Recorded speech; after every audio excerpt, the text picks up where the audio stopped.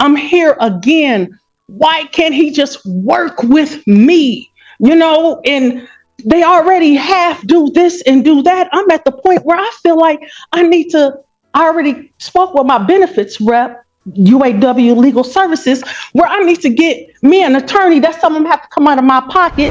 Here we go again, a frustrated tenant facing off against property management and a judge who's seen it all. But what's really going on? Let's break down the tension before it explodes in court. $1,505. Okay. She paid the $1,646 or whatever. On Monday, yes. On Monday. Got it. Notice the judge's calm tone right off the bat. In eviction or payment hearings like this, tone matters. A respectful start can make or break how the judge handles your case later. I don't understand why Robert, hopefully you're watching. Pardon?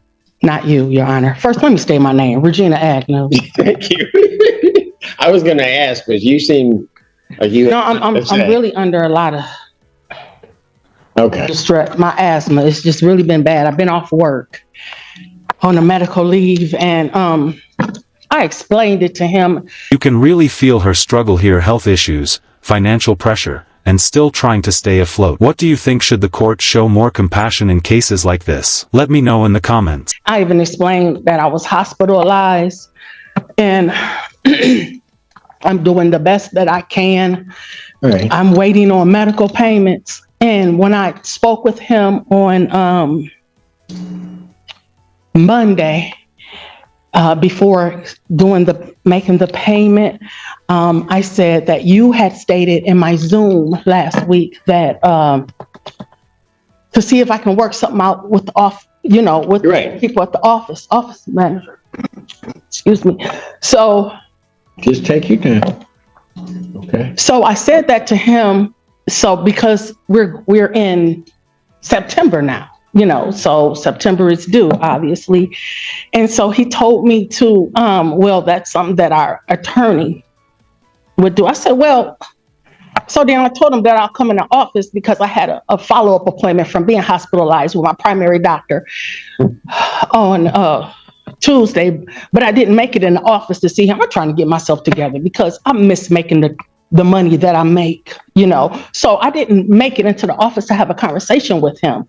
And he's not so easy to have a conversation with because... Whoa, that's a tense moment. She's challenging the property manager's attitude head on. Legally, tenants do have the right to privacy regarding other bills unless it directly affects rent payments. I can say to him, like you recall me a couple months ago in here, I said, I can pay, this and that amount. And he'll say things like, well, who else do you have to pay? That's none of his business, and I already feel like I told him he stresses me out. Communication is everything. And when I try to have a conversation with him, he likes to really kind of, the owner said that they're not going to renew your lease. Well, the owners act like I live in the Hamptons, with the old vintage closet doors and bulky paint on the wall. So since they bringing me to court, because I felt like he really didn't have to bring me to court, because of course, yes, I need a roof over my head. I'm going to make the payments. I'm not a freeloader. I like nice things in life, but the way that apartment looked, no, that does not equate with what I like. And here it is. I'm here again. Why can't he just work with me? And they already half do this and do that. I'm at the point where I feel like This is where her frustration peaks. After all the medical struggles and late payments, she's still trying to prove she's doing the right thing. This is the emotional core of the case, the fight for understanding. I already spoke with my benefits rep, UAW Legal Services, where I need to get me an attorney. That's something I have to come out of my pocket. So I will. That's just something grandkids won't get for a little minute, It's all right. But the way he says to me, we pay $1,000 to take you to court. Well, don't take me to court. All right. I pay my court costs. And I'm saying all of this, Your Honor, to say the moral of it all is he is not easy to work with. And I need my reserve oxygen, seeing that he's not. There it is. The judge gives her one more chance. A continuance until the 26th, fair or risky move. Stick around for the outcome, and remember, Every courtroom story like this teaches us how thin the line between order and compassion can really be. You know, being accepted Okay. and grateful for it. So let me ask this. 1505, when do you think you can get that The paid? 26th. I told him that I can make that payment.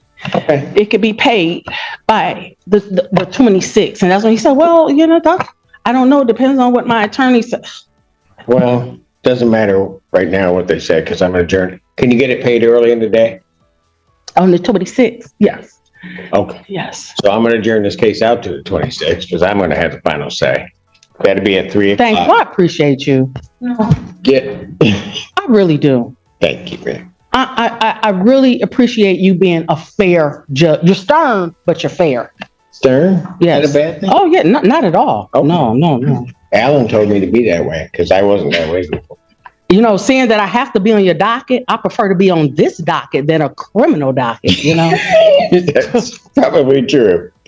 All right. So get the balance paid by then. Okay. And if you have everything paid prior to that point and you're sure you got everything paid, you don't need to appear. Okay, good, because I'm scheduled released to return to work in another week. So Okay.